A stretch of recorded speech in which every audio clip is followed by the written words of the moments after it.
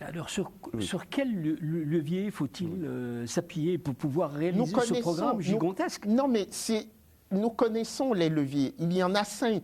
Je veux dire, tous les pays du monde se sont développés de la même façon. Il y a le travail. Oui. Parce qu'on ne peut pas s'accommoder de jeunes. Non, au-delà de la théorie, concrètement, dans les pays africains. Non, mais c'est concret. Oui. Il y a le travail, il y a le capital, il y a le progrès technique, il y a la qualité de la gouvernance, et enfin, il y a la qualité des institutions. Et quels sont les pays qui incarnent ce que Mais si on suit le dernier rapport de la Banque mondiale, Business Ready, sorti il y a à peine 15 jours, le Rwanda est le premier réformateur de l'Afrique. Vous voyez?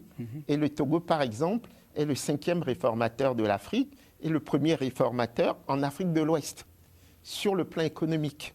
Maintenant, si vous rajoutez les critères onusiens, donc les ODD, à l'horizon 2030, c'est beaucoup plus partagé. Professeur Kakonou Bopo, permettez-moi de faire un petit commentaire sur votre interview accordée à Télésud. J'ai écouté avec beaucoup d'attention votre interview et je voudrais faire un petit commentaire sur cet aspect. Vous avez parlé des 4 leviers ou des 5 leviers que les pays développés ont utilisés pour faire avancer leur pays. Mais ce qui a retenu mon attention, c'est les 2 derniers leviers, qui sont la qualité de la gouvernance et la qualité des institutions. Mais quand vous prenez le Togo, là, mais le Togo, notre pays, est loin, très très très loin de ces 2 derniers leviers. Alors, je ne vois pas comment une institution comme la Banque mondiale, dans son rapport Doing Business, qui est devenu, qu'ils ont rebaptisé Business Ready, parce que Doing Business, tout le monde sait, en 2019, a essuyé beaucoup de critiques et beaucoup de contestations. Ils l'ont juste rebaptisé, parce que c'est la même méthode. Donc, je ne vois pas comment on peut classer le Togo parmi les 5 pays africains réformateurs, les 5 pays africains réformateurs, et le premier pays en Afrique de l'Ouest. Mais les indicateurs sautent aux yeux. Mais c'est quelle réforme économique, institutionnelle, qu'on fait depuis 20 ans? Et aujourd'hui, les Togolais vont sur des dépotoirs pour ramasser du riz. Ça, c'est des indicateurs palpables, ça. Quand vous voyez des Togolais aller sur des dépotoirs, aller sur un dépotoir ramasser du riz, c'est des indicateurs palpables qu'il y a un échec total de la gouvernance. Et que les réformes économiques dont on parle, c'est dans les bureaux. Les populations ou les citoyens ne ressentent pas les retombées ou les résultats de ces réformes économiques. Mais s'il y avait un résultat, on ne va pas retrouver des Togolais aller sur un dépotoir ramasser du riz. Au XXIe siècle, les gens continuent.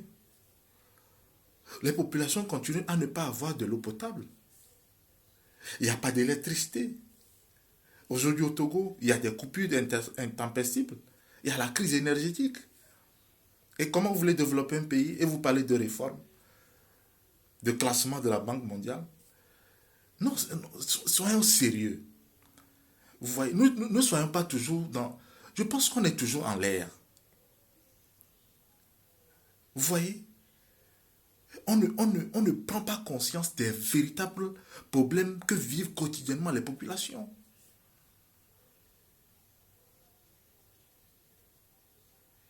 Vraiment, je voulais faire ce commentaire-là sur cet aspect. Que les indicateurs, les vrais indicateurs, c'est sur le terrain et non dans les bureaux de la Banque mondiale.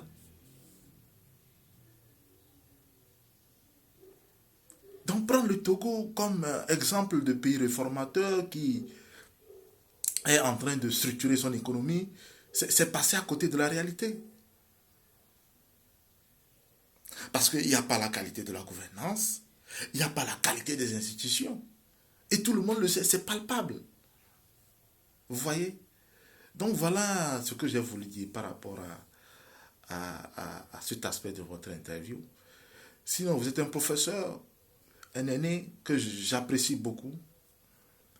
Vous êtes un aîné que j'apprécie beaucoup. J'ai eu l'honneur de vous rencontrer et j'avais eu vos contacts. Et franchement, vous êtes quelqu'un, je pense que si vous étiez à la tête de ce pays, je pense que ce pays serait loin. Ce pays aurait avancé plus que ce que on voit actuellement. Je le pense sincèrement. Merci.